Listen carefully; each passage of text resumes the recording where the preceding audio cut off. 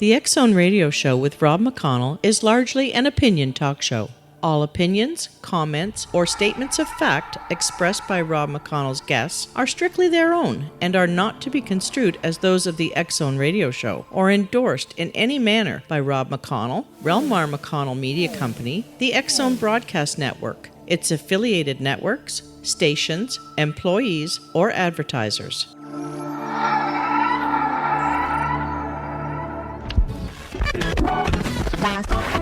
All Hit Radio.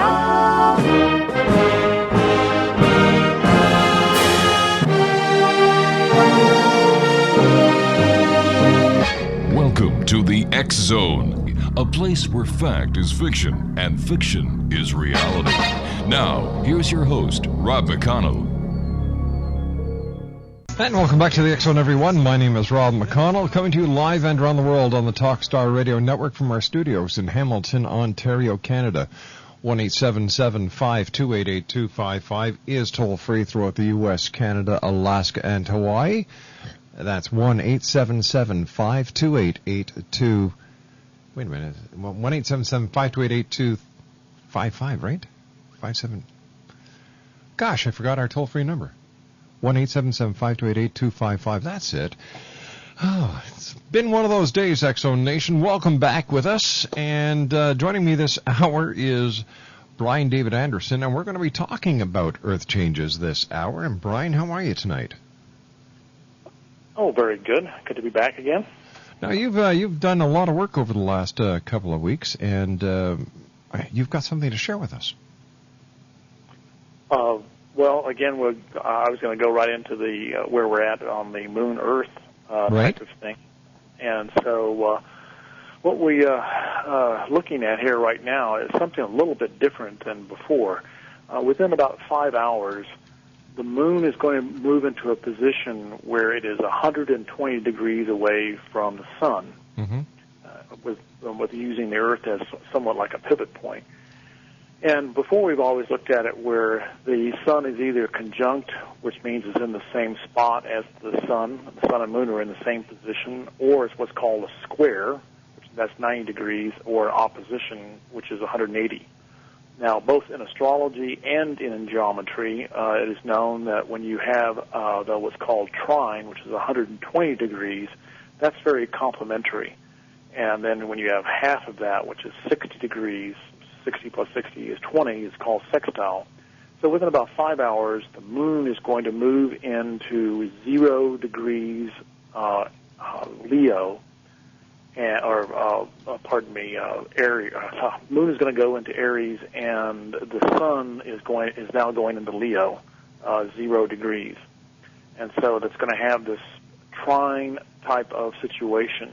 And this will be a little bit different for the observations to see here, because I've always looked at squares and looked at oppositions, but now here this is something different.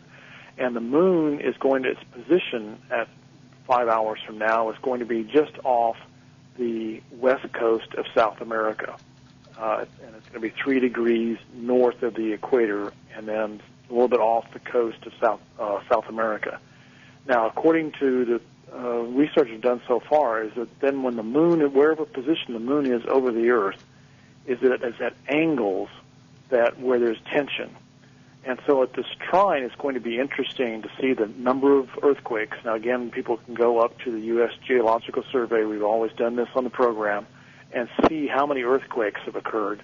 And so far, in the 22nd today, we've had 3 different earthquakes that are greater than 5.0, and they're 5.0, 5.2, 5.1 on the Tonga. And so that's not too many earthquakes, but again, we're on a complementary. This is not a real tension type of thing between Sun and Moon. So this is going to be, again, somewhat like a research type of project. Well, what's going to happen as we go towards this trining position? If, again, does the same thing hold? We've noticed the pattern before, is that when there's few earthquakes that are 5.0 or less, then... Brian, stand by. We've got to take our commercial break. We'll be back in 2 minutes. Brian David Andersen, www.trivortex.com. Earth changes this hour, X Zone. And in the next hour, the lady who talks to Lady Diana on the other side. We'll be back. Don't go away.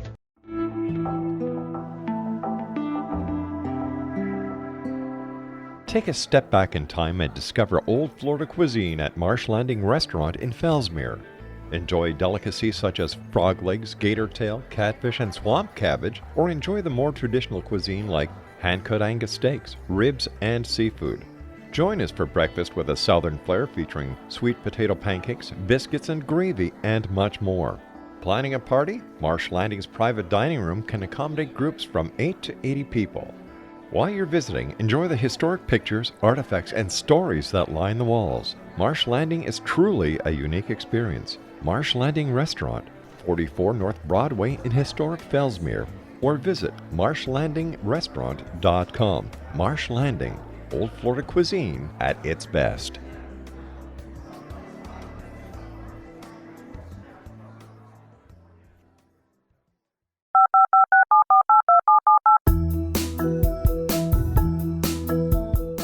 Did you know that when you're on the road with limited data or Wi-Fi, you can still listen to the X-Zone Radio Show with Rob McConnell, The Science of Magic with Gwilda Wiyaka, X-1, Dimension X, Space Patrol, and every minute of the X-Zone Broadcast Network by calling 213-401-0080, courtesy of Audio Now.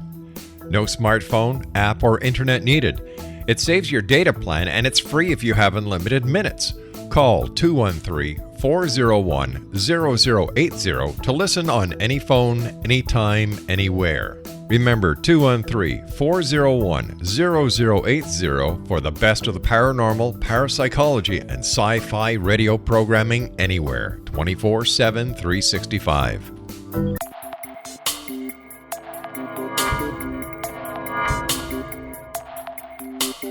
Are you interested in the paranormal, ghosts, UFOs, or psychic phenomenon? Join me, Tim Bartley, co-host of Talking to Spirits with Lightworkers Tim and Justina, coming mid-January 2017 to the XZBN. We will channel spirits live and talk to them, revealing all kinds of amazing information. Spiritual attachments will be found and removed on the show, and so much more. To find out when you can listen to Talking to Spirits with Lightworkers Tim and Justina, visit www.xzbn.net for listeners on both sides of the veil.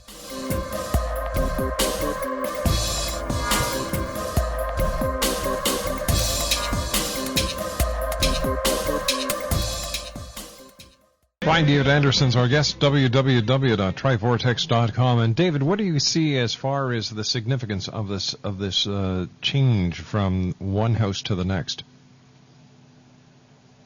What are you? I'm not tracking there. What are we talking about here? You said that something happens in 5 hours from now. Oh yeah. Okay. Now what's happening is that we have in 5 hours the moon is going to go into a trine position with the sun. And the moon is going to be over at that time when it occurs. At that particular position, it's going to be off the west coast of South America, 3 degrees above the equator. Now, according to all the other research we've done so far, is that then the tension, if there is going to be tension on this trine, it goes at angles. So the angle at this time is going to be somewhere around Hawaii, Aleutian Islands, that type of thing. And just my feeling is, by looking at the positions and et cetera, that it would be interesting to also go up on the websites where they track the volcanoes, and there could be an increase in volcano activity according to this particular type of aspects. But it's still going to be somewhat of an experiment to observe, because again, we've talked about that how many earthquakes are going to occur that are 5.0 or greater up until this trine position occurs in 5 hours, and if it's really going to be relevant or not. So this is still sort of a real exploratory type of area, because I've really never tracked anything on a trine. So if people can go up on the U.S. Geological Survey, look at the number of earthquakes that happen over the next 5 hours if they want to, or they can go back 24 hours from now and look at it, and then because of where the angle is at and located, is there a more of an increase of volcanic activity or earthquake activity me, it would be logically by the angle it's going to be the Aleutian Islands or Hawaii or somewhere over in the Pacific area. So that's where we're at right there as far as sun-moon goes, and it'll be interesting again to track. Again, it's been really fascinating to do this literally on a public type of way, and hopefully there are people out there that are also tracking this, so it's like a weekly experiment we do here on the Exo. 1-877-528-8255 is toll free. Brian David Andersen is our special guest. And Brian, you also we also want to talk a little bit about your new ebook that you have available to people who want to download it. Check out the Facts and Evidence: Reclaiming Our Freedoms and Liberties in the United States Constitutional Republic. All right, sounds good. All right, Brian. First of all, where can our listeners download the book? They can go over to the lulu.com, LULU.com, and then type in my name, Brian David Andersen, and then it's SEN and Andersen, and then it'll come up, and just check back that they should be able to download the PDF for free. However, there's been a little bit of problems with that, as it somehow disappeared off my name, and I'm now trying to get that back on. So if you don't see it, come back in a couple of days or within 24 hours, but for some reason it disappeared. And then the other way that you can do is by purchasing the book, but the book is available strictly for the printing and shipping costs only. I do not make any profit off of it, so it's like something like $9 to ship to you. And again, that's just printing and the shipping, and that's it. Right now it's a 60-page book, and it goes into some really, really controversial type of areas. And specifically is that this is a whole other take about what is behind. We've always heard the word or the phrase, the New World Order. Well, it is all of these events that are occurring all the way from all this whole mortgage debacle to the North American Union to what we talked about last week, of where the IP servers are, where basically when you go on the Internet, it's going to be like a cable company. You have to pay extra for it. All these things that are coming at us, I mean, just so many different directions. Is it all just happenstance, or is there something coordinated behind this? And is there an overall type of intention and goal, and who is guiding it? And that's what I address in the book. Speaking about the Internet and everything else we talked about last week, there was a special on TV the other day about what is the building boom in Dubai, and over in Dubai they're just basking in the money that is being made off the oil. And I'll tell you. The question being, though, is it actually going to be the Dubai people that are going to actually end up living there, or will it be? For instance, right now is that they're talking about. There's a lot more rumblings right now about actually charging a lot of people within the Bush administration for war crimes and actually bringing them to trial and that type of thing. And who is actually going to end up within, say, 15 years living there? Will it be all of the elite? And that's basically who can afford to be there. It's going to be a tremendously expensive area. All the food is going to have to be shipped in. And so a lot of contention is this is going to be where the ruling elite live in the world, and then other places around the world are going to be just basically some sort of agriculture area to support that. And so, again, who is going to live there? That's the key question, and because they're not living there now. They're all building this, and there's not the people of Dubai themselves and citizens are not going to fill it all up. Simply, the city is too big. Well, they're looking for a lot of tourism now. Well, but again, you look at a lot of the buildings that they're doing there, and that's not really set up for tourists. It is set up for people to go live there versus that of tourism. And so I'm kind of skeptical about, well, yeah, that's what we're doing. Is that a cover story? All right. Do you believe that this is all part of the New World Order? You can't think, you just really can't conclude but anything else but that, because, again, people really can't afford to be there except the super rich, and there's not that much super rich in Dubai. So the question being is this going to be somewhat like a haven for the rich and elite to go to over the next 15 years? And as I said, then the rest of humanity is then doing agricultural type of work to support these little centers like this. And so, again, you don't hear very much as far as when it comes to tourism. Well, this is all for tourism. Well, that means that they would be promoted it. TV programs about it. You'd see all this nice little things like, you go into Acapulco or something. You don't see any of that at all. We only see these pictures on the internet. You see nothing in the mass media about Dubai whatsoever. Oh, I don't know. Discovery Channel has been playing a lot on Dubai lately. That's news to me, then, of what they're doing there. It'd be interesting what they're really promoting then. Tell me, what got you interested in the New World Order? Again, asking type of questions, and there had to be something more than per se. They said it's the Illuminati, but then when you go to look at the Illuminati, it gets kind of, it's like a fuzzy type of thing and really has no concrete behind it.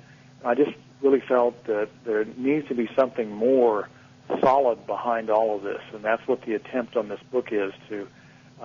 What I always said over the years is like an onion, and you're always peeling back layers. And pretty soon you're going to get down to core, and then each time, pulling back the layer, and as over these years that I've been doing this was a 15-year, I would even say a 20-year involvement for myself of pulling back a layer and say, oh, yeah, we got it. But then you start looking more questions, and then lo and behold, there's another layer. And what I cover in the book, I still don't feel is the ultimate layer. I think that there is something even a little bit more deeper than what I go to in the book. And again, we've just discussed this briefly 2 or 3 weeks ago, but when you look at the history of the United States and then you compare that to the relationship that the Vatican and the United States have had, it's been a very tumultuous one, and people don't realize that. Is that in 1867, the United States broke all diplomatic relationships with the Vatican. And why?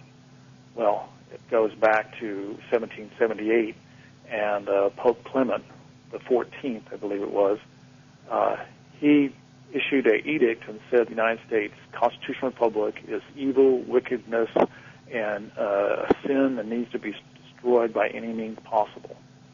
And that edict and that particular proclamation that he made has never been withdrawn by the Vatican, and it has never been apologized for. It has just stayed right like it is. And then you had all these intrigues and mysteries happening all the way up until 1867, and finally the politicians of the United States said enough, and that's the most extreme thing they could do. There was nothing else more they could do other than breaking diplomatic relationships. They're probably, according to the papers of a lot of private and public persons, including Abraham Lincoln, and that's when now I've updated this book because I really couldn't keep out this quote that was in there by Abraham Lincoln, and it's very, very telling. It's at the end of the book and the booklet that I've got, and I highly recommend. I'm not going to read it or do anything with it, but that's why I recommend that. It's one of the quotes that has been buried over the years. You never hear this quote, and that's, again, Abraham Lincoln addressing the issue of the Vatican and the Jesuits, and it's very, very right, straight to the point.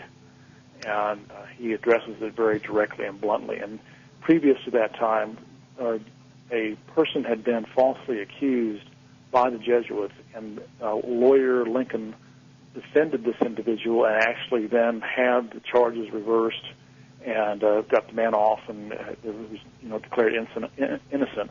And it really enraged the Jesuits. And there was a war but a real struggle between Lincoln and the Jesuits over a 15-year period. All right, let's talk more about this when we come back from the news at the bottom of the hour. Brian David Anderson's our guest, www.trivortex.com. We're talking about check out the facts and evidence, reclaiming our freedoms and liberties in the United States constitutional republic. It's a new ebook put out by Brian, and we'll give you all the information on how you can get yours free online when we come back from the news right here on the Talkstar Radio Network from our studios in Hamilton, Ontario, Canada.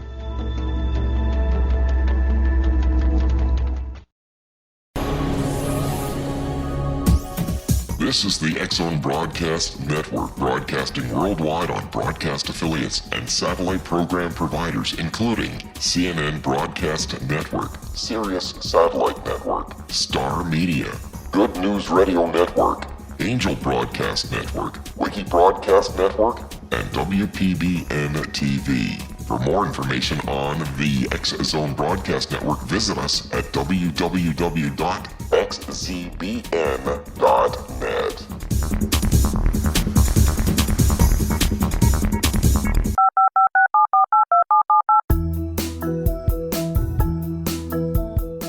Did you know that when you're on the road with limited data or Wi-Fi, you can still listen to the X-Zone Radio Show with Rob McConnell, The Science of Magic with Gwilda Wiyaka, X-1, Dimension X, Space Patrol, and every minute of the X-Zone Broadcast Network by calling 213-401-0080, courtesy of Audio Now. No smartphone, app, or internet needed. It saves your data plan, and it's free if you have unlimited minutes. Call 213-401-0080 to listen on any phone, anytime, anywhere. Remember 213-401-0080 for the best of the paranormal, parapsychology, and sci-fi radio programming anywhere, 24/7, 365. Brian David Andersen is our special guest this hour, www.trivortex.com. And Brian, we were talking about the fallout between the United States and the Vatican. What effect has this had over the years as far as any theological ties that the United States has had with any religion? Because the Vatican is supposed to be the corporate head offices of Catholicism. Again, that's where the difference between, per se, the Catholic Church and the Vatican, they're two different things, is that basically that is a city-state country versus that of the Catholic Church. And so, again, when they say they cut diplomatic ties, the diplomatic ties were with a city-state called the Vatican. They did not sever ties, per se, with Catholicism. Two different things. I'm glad you brought that up, because we had to discern that and say, okay, there is a difference between the two. And again, it was the political intrigues and everything going on for literally 90 years up until 1867. And one of the key things that the Jesuits were all for was starting a central bank. And many of the politicians of the United States were adamantly opposed to a central bank. But then, it's like one of the Rothschilds said, well, I don't care what type of system of government you have, as long as I own the bank, I own the country. And so when you have a central bank, and you basically then can create what's called fiat currency. You basically print money out of thin air. Up until December 23rd of 1913, the United States had no central bank. Hence, it always had to pay its bills. It stayed balanced. There was prosperity and growth for all levels of all the classes, and everything was really basically going up, and it was expanding. And as the Industrial Revolution was occurring, everything was moving on its way up. But now, in 1913, they had the pass of the Federal Reserve Act, and this has, again, been fought for many years. President Andrew Jackson, basically shut down a central bank that was run by a man by the name of Nicholas Biddle, who was then doing the bidding for the Jesuits. And he shut that down, literally. If you can imagine a president shutting down the Federal Reserve, well, that's exactly what Jackson did. And pulled all the money out, and basically then America had fairly good growth. But the key thing is about a bank, a central bank, is that in a central bank you can, again, doing what's called fiat currency, where you have nothing backing it up. But when you have the country, like in the United States Treasury Department, was running everything, is that you have to balance. You have to stay balanced, and you can't go into debt. And hence, when you go into debt, what does that mean? You can't go waging wars. War is a totally losing proposition for a country that does not have a central bank, and they're always paying their bills as we go, that type of thing. Well, that all radically changed in 1913 when this Federal Reserve Act, which was passed at the very last moments. Most of the majority of the Congress was gone. They had a very small quorum that passed this at the very late night of December 23rd of 1913. And it was all this other political intrigue that I go into the book of building up to the Federal Reserve and that Federal Reserve Act. But what happened then is that was a fiat currency, which means is then you can print money out of thin air. What does that mean? Is that in a country, what we have done now since 1913 to wage World War I, World War II, Korea, Vietnam, now Iraq, what do? They basically go to a private bank, doesn't belong to the United States government, has nothing to do with the United States government. It's a private corporation run by other bankers, and they've loaned money to the United States of America to go wage its wars. There is no way that we'd have gotten in all the wars, that the United States would have gotten in all the wars had it not been for this Federal Reserve. And again, what's when you really look, when you peel all the wars back, and you look at the causes and you look at the real true history, is who benefited the most out of these wars, and it's been the Vatican and the Jesuits. That's the bottom line. Where did the Jesuits get all their power and their money from? Well, the Jesuits started out as a counter-Reformation group. Literally 500 years ago, Ignatius Loyola was given the task by the Vatican to crush the revolution, or to crush the Reformation.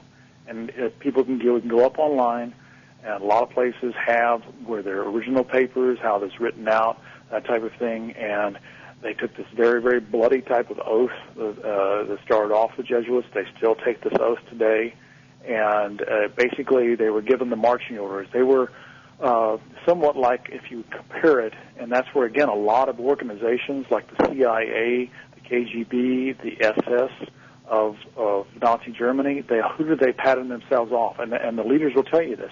They patterned themselves after the Jesuits because they work as a military intelligence subversive type of group.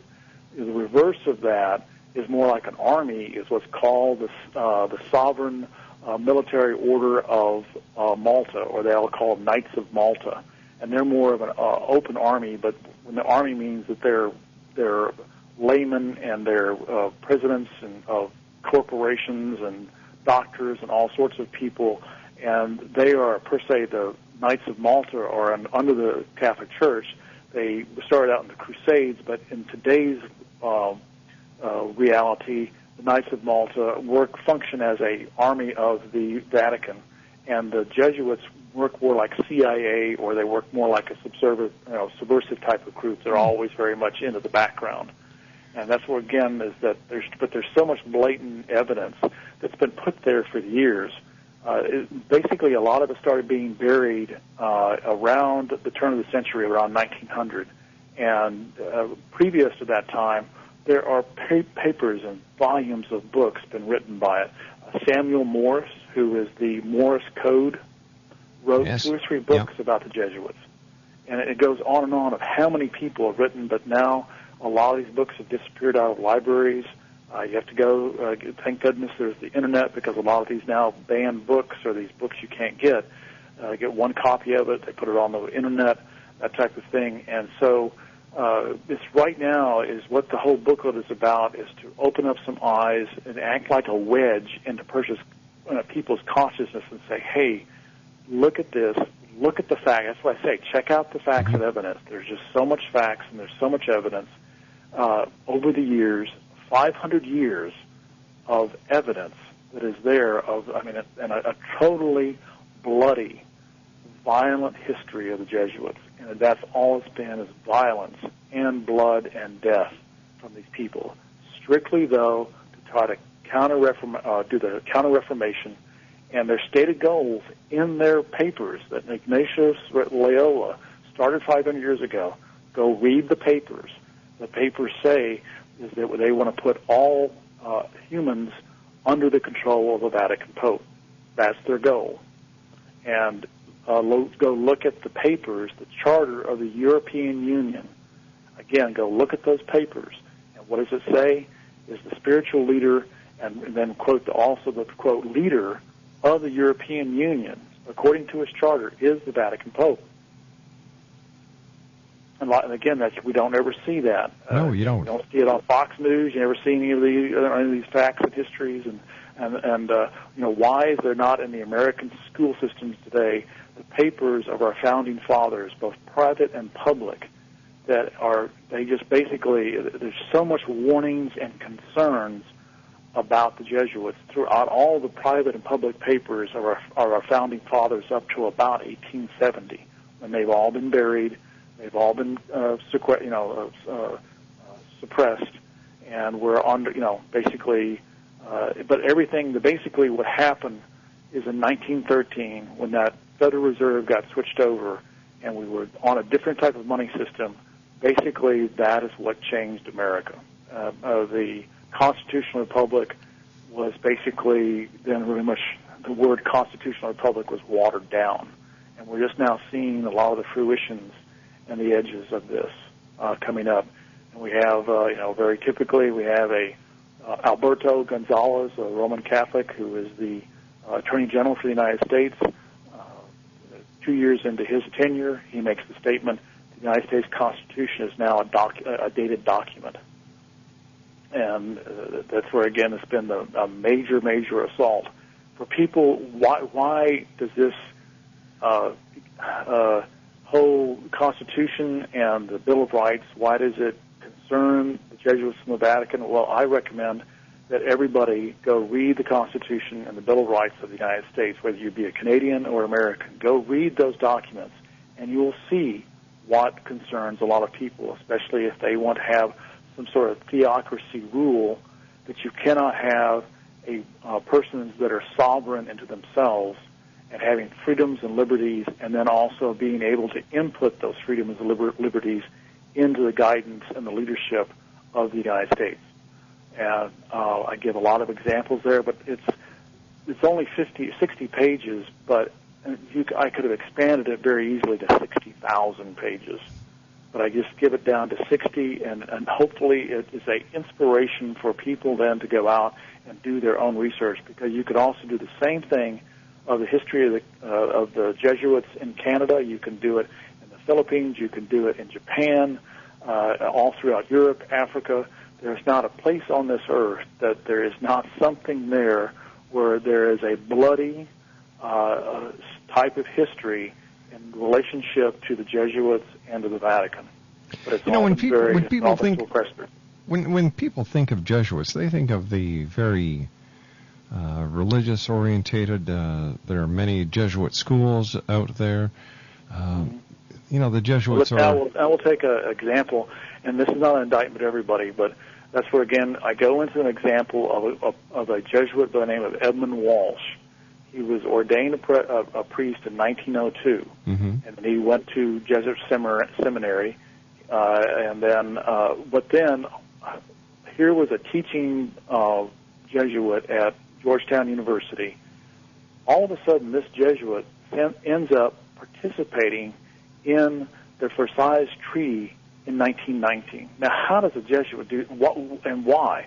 Why would a Jesuit priest be at the Versailles Treaty ending World War I? Why? I mean, that boggles. But now he's at this Versailles Treaty. He comes home and he says, well, the U.S. diplomats aren't really well informed, they're not really educated. So we're going to, in our generosity of our heart, we're going to start our own little foreign service thing. So Georgetown University starts their own foreign service training type of thing. And who ends up there? A notorious person by the name of Carol Quigley ends up being one of the students there, who then mentored Bill Clinton, and then Madeleine Albright. We also have a guy by the name of David Addington that is also a graduate of this foreign school out of Georgetown University. And he is now the chief of staff for Dick Cheney. And he then makes this declaration, and I put this in the quote in the book. I don't have it here in front of me, but basically there was a FISA court that was set up to deal with wiretapping, and he made the statement, we're only one bomb away from getting rid of this stupid court. And now there has been many calls, especially amongst Europeans, is that they want to bring David Addington. Here he is, a graduate of this Walsh foreign school, and they want to bring him up on war crimes. So that's the legacy of Walsh, who started this foreign school, which was totally a violation of the United States Constitution, of separation of church and state. And then also this Walsh ends up at the Nuremberg trials. Now, why was a Jesuit priest at the Nuremberg trials? He was participating. He wasn't just, an observer. He was a major participant in all of it. And I go into the reason why in the book. And he ends up in Russia also. Here's this teaching Jesuit priest. He's at the Versailles Treaty. He starts this foreign service. He then ends up in Russia for a year or so. There's many people who contend that he was also making contacts with people like Stalin and etc. So he was a real busy boy. Yeah, and so here he now, he's supposed to be there for the famine relief for Vatican, but then he comes home and writes this book about the Bolshevik Revolution, and it puts him on the major Class A cocktail circuit in Washington, D.C. and the East Coast. So if you just look at the biography of one person, Edmund Walsh, it removes any type of doubts that the Vatican is involved in this New World Order. All right, Brian, stand by. We've got to take our final break. Brian David Andersen, trivortex.com. We'll be back after this break. If you've ever wondered about past lives or even life between lives, and you think the whole idea is a little strange, you're not alone. Dr. Georgina Cannon, author of the books Return, Past Life Regression, and You, and her latest book, Discovering the Interlife, writes her books to remove the woo-woo from these regression protocols and to show the therapeutic benefit and opportunities that happen with these journeys. Discovering the Interlife is the one book you'll need as you continue on your life journey. As Shirley MacLaine said about the book, this is a very, very powerful work. So be kind to yourself and find out more about Discovering the Interlife at www.lifebetweenlivescanada.com. That's www.lifebetweenlivescanada.com. You'll be glad you did. To contact Dr. Georgina Cannon at the Ontario Hypnosis Centre in Toronto, Ontario, Canada, visit www.ontariohypnosiscentre.com. This is the X-Zone Broadcast Network, broadcasting worldwide on broadcast affiliates and satellite program providers, including CNN Broadcast Network, Sirius Satellite Network, Star Media, Good News Radio Network, Angel Broadcast Network, Wiki Broadcast Network, and WPBN TV. For more information on the X-Zone Broadcast Network, visit us at www.xzbn.net.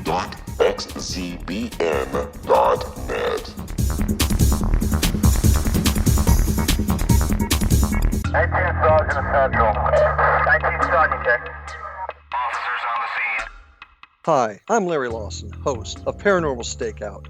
With over 36 years in law enforcement, I have learned a few things. The most important is the proper gathering and preservation of evidence is vital to putting the bad guy behind bars. It's no different in the world of paranormal investigation. Whether it's the search for the afterlife, cryptozoology, UFOs, and extraterrestrials, how we gather the evidence, preserve that evidence, and present it to a jury of our peers will make the ultimate difference in proving the existence of worlds and entities that are beyond our imagination. Join me, Larry Lawson, every week on Paranormal Stakeout when, along with my guests, we'll take a journey to prove with indisputable evidence what man has struggled to believe for centuries. Go to xzbn.net for the broadcast schedule and check me out at paranormalstakeout.com.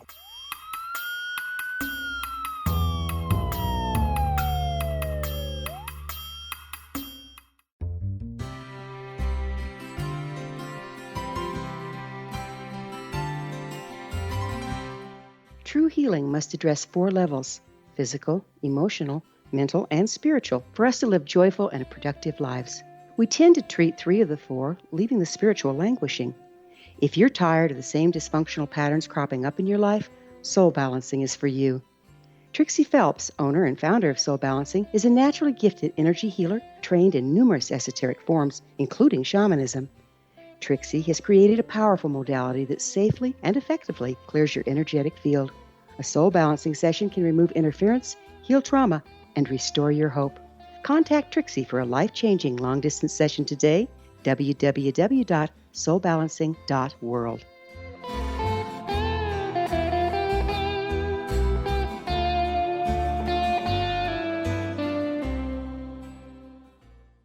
Brian David Andersen is our special guest. Brian, when do you think the New World Order will make its move and come right out and take control?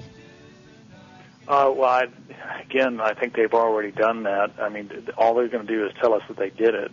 Mm-hmm. So it's already been done. I'll finish this thing on Walsh, sure. Though. The reason why I brought that up, this Edmund Walsh, is that he was one person, and a lot of just the rank and file, Jesuits, Catholics, just general citizenry did not know what he was doing, and his minority of people, and that's the whole key thing is that those persons that are going into actually guiding this New World Order, they're only a very minority. Again, people don't realize a lot of background and other things is, for instance, the Georgetown University is one of the hubs for the Jesuits. If you took a poll today and of all the Jesuits and asked them where was the Patriot Act written, and this is again the very dreaded Patriot Act that gutted our Constitution and turns the United States into basically a police state. If you asked them, well, where was the Patriot Act written? They couldn't tell you. They couldn't tell you that the reality is where was it written? It was written by a Vietnamese immigrant. He was a descendant of the Vietnamese hierarchy during the Vietnam War. He came over here. He was educated by the Jesuits, and he is now a professor at Georgetown University. And he is the one that was the principal writer of the Patriot Act. And if you try to take a poll again of most Americans, they don't know. And if you took most of most of the Jesuit priests, they wouldn't know either. So again, what we're trying to say here is that it's a very small minority, and that's again the purpose of this book is to let's open it up. The power structure is like that of a pyramid. Is that at the basic of it, people don't know what's going on, but as you then go up and up and up and get to that peak of that pyramid, then you're given, you're in the end for more information of what's really going on. And at the very top, then, but the top of that pyramid, regretfully, are two people, and that is the white pope and the black pope. The black pope being the leader of the Jesuits, and your white pope is what is now the head of the Vatican.